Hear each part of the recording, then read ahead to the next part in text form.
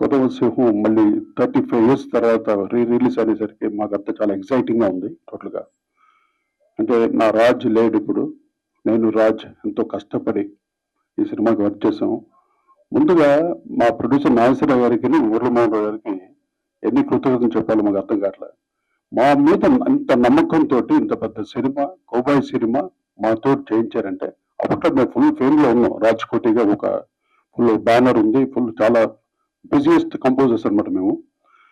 ఆ టైంలో మాకు ఈ అవకాశం కల్పించారు మా మీద నమ్మకంతో. ఒక్క మ్యూజిక్ కూడా వినిపించలేదు, ఇలా చేయండి, ఈ టైప్లో కావాలి, పాటలు ఇలా కావాలి, నెవర్ సెట్. ఈవెన్ డైరెక్టర్ గారు కానీ నాగేశ్వర గారు కానీ మా మీద నమ్మకంతో వెళ్ళారు సినిమాని. ఎందుకంటే నాకు రాజ్కి కౌబాయ్ సినిమా అంటే చాలా ఇష్టం. చిన్నప్పటి నుండి మేము good bad and ugly few dollars more ఇవన్నీ ఒక 100 సార్లు చూసాము థియేటర్స్కి వెళ్ళి. అప్పట్లంతా వీడియో అదేది లేదు, మన డివిడీస్ అన్నీ లేవు అప్పట్లో. అలా చూసి చూసి చూసి ఆ మ్యూజిక్ అంతా విని తర్వాత మేము దాన్ని ఎలా చేయాలనే ఉద్దేశంతో Mackenna's gold, Quincy Jones music, అది తర్వాత ఎనియో మాడుకొని good bad and ugly few dollars more ఆయన మ్యూజిక్. ఇంకో ముఖ్యమైన విషయం ఏంటంటే ఈ సినిమా కొత్త రెహమాన్ కీబోర్డ్ పైన పనిచేశాడు. దిలీప్ వాడి పేరు.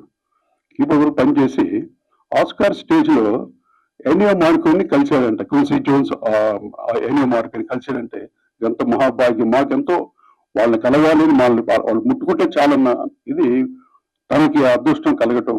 మొన్న ఈ మధ్య చెప్పారు తను ఎనియో మార్కో కూడా కలిసినప్పుడు ఐస్ నో మోర్ నవ్వు, ఆయన కూడా లేరు, క్విన్సీ జోన్స్ లేరు కంపోజర్స్గా.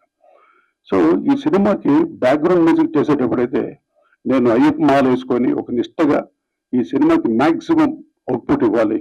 అంటే మళ్ళీ ఛాన్స్ దొరకదు కౌబాయ్ సినిమాలు, పైగా మెగాస్టార్ చిరంజీవి గారిది అని చాలా కష్టపడి అంటే కలెక్షన్స్ అన్ని విన్నాం. కౌబాయ్ పీస్ ఎలా ఉండాలి, దీంట్లో రెగ్యులర్ మ్యూజిక్ చేస్తే మ్యాచ్ కాదు సినిమాకి. అందువల్ల కంప్లీట్ ఆ కలర్ ఆఫ్ మ్యూజిక్ని ట్రై చేసి రికార్డింగ్ చేసాం. చాలా మంచి పేరు వచ్చింది మాకు. ఇప్పటికి చిరంజీవి గారు కూడా చాలా ఇష్టం. ఇందులో పాటలు కూడా నన్ను ఇందాక మొత్తం రీల్ చేద్దామని ఇన్స్టాకి అన్ని పాటల్ని పాడి గిటార్ తోటి పాడి చేస్తుంటే నాకే ఇంట్రెస్ట్, ఏంటి ఎంత బాగున్నాయి పాటలు అనిపించి, అంత ఈజీ క్యాచీగా ఉన్నాయి పాటలు, మంచి రిథమిక్గా. ఇందాక నేను నా తేజాంజలిని నా మై అసోసియేట్ అనమాట, ఇద్దరు కలిసి చేసాం. అది కూడా రిలీజ్ చేస్తాం అనమాట సినిమాతో పాటు, వాళ్ళ పర్మిషన్ లేకుండా సాంగ్స్ అన్ని కూడా.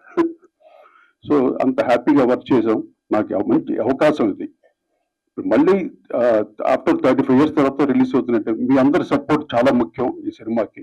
మళ్ళీ మీరందరూ దీన్ని ఎంతగా ఆడియన్స్కి రీచ్ అయ్యే విధంగా మీరందరూ ముందుకు తీసేయాలని మనస్ఫూర్తి కోరుకుంటాను. థ్యాంక్ యూ, నాకు చక్కటి అవకాశం కల్పించినందుకు thank you very much. Right, thank you sir, నమస్కారం.